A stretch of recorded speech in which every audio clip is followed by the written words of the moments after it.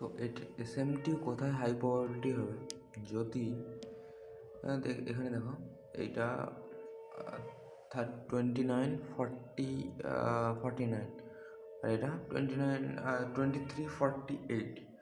ওকে, মানে এই সুইংটা এখানে হওয়া ছিল, এই নিচে হওয়ার কথা ছিল, বাট এখানে হয়েছে। ওকে, আমি কি ওয়েট করবো, এসএমবি তখনই কনফার্ম হবে যখন এটা ব্রেক করে আপারে ব্রেক করবে, সো এই লোটা কনফার্ম হবে।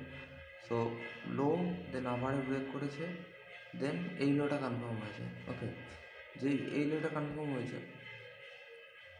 আমি দেখছি এসএমটি 23 44 লো, 24 এখানে লো লাগিয়েছে।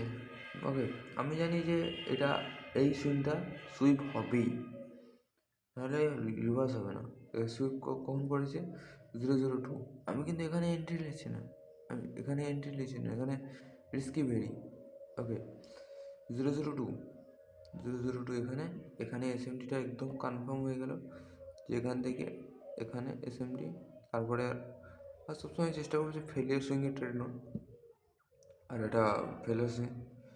So just bit, just boom, like that. Okay.